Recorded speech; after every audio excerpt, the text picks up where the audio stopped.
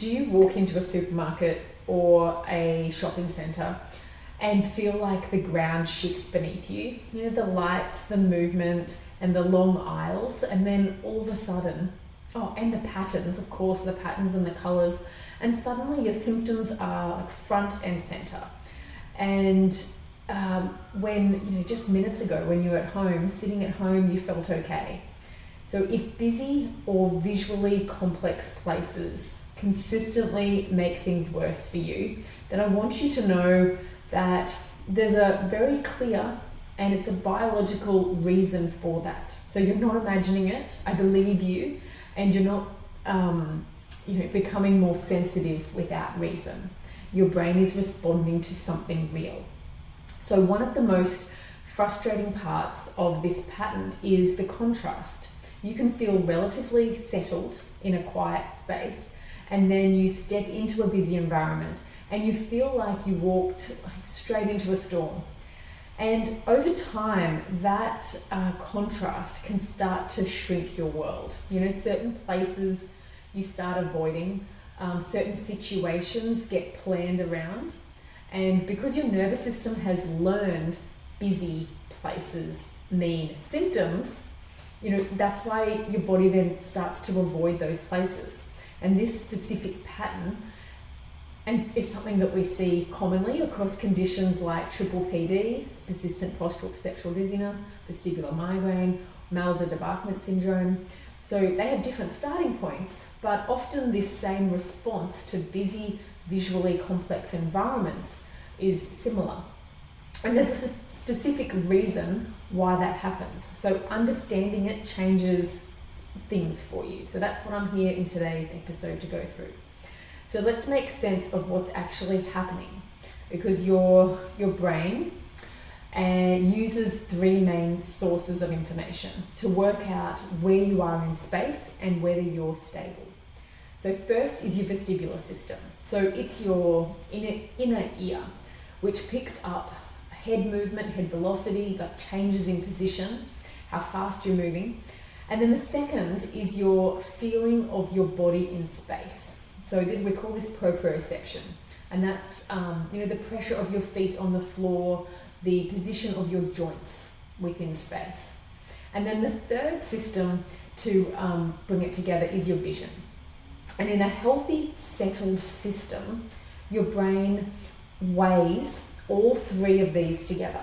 They check and balance each other out to make things stable.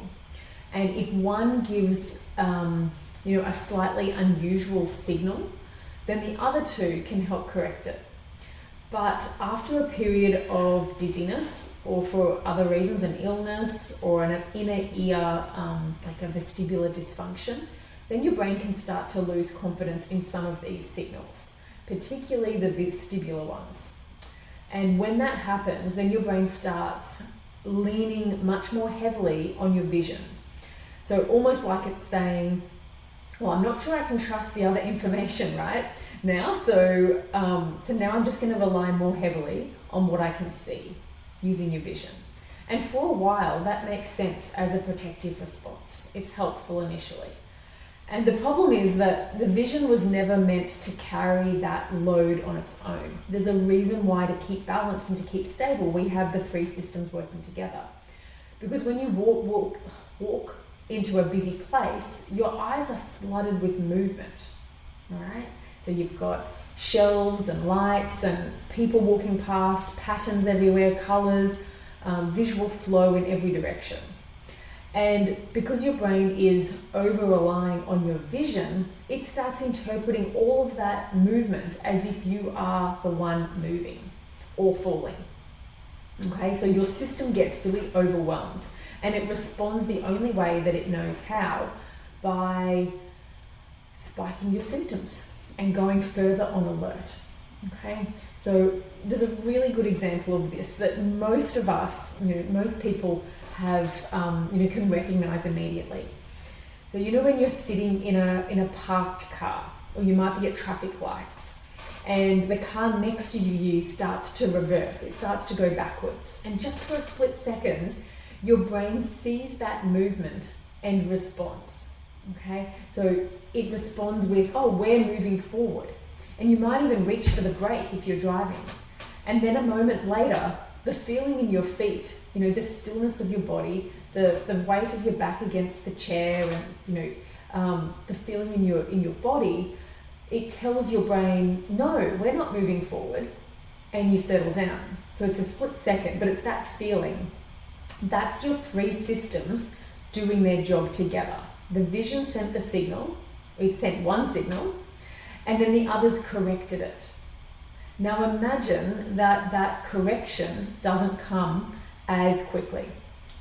And then imagine your brain is so focused on the visual signal that it keeps responding to other people's movement as if it's your own. And that's what's happening in busy places. Your brain isn't broken, it's just weighing one source of information too heavily and struggling to filter out what's relevant from what isn't. Okay, and here's the really important thing to take away from this. Your reaction in busy places is not evidence of permanent damage.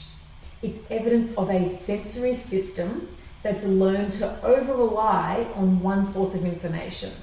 And that can change because your brain can learn to trust the other signals again, to trust the other information coming in from the other sensory systems.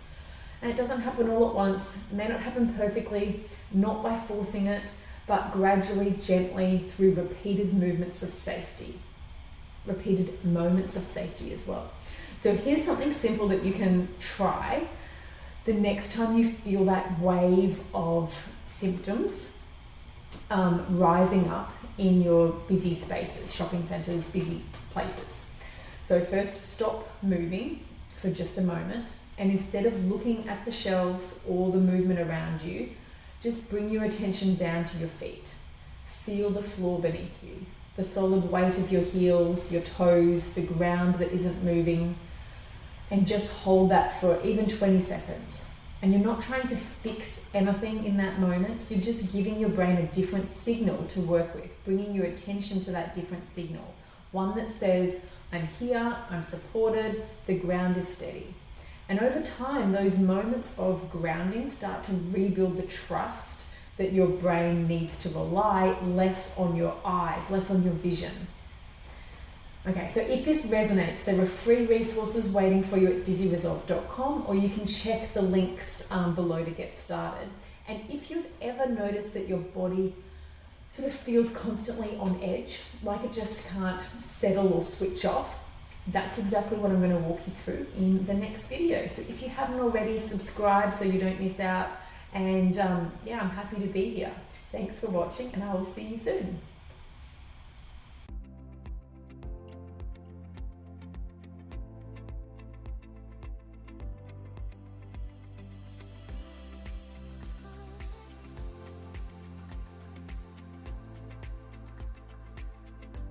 The information provided in this video is for general educational purposes only and is not intended as a substitute for professional medical advice, diagnosis, or treatment.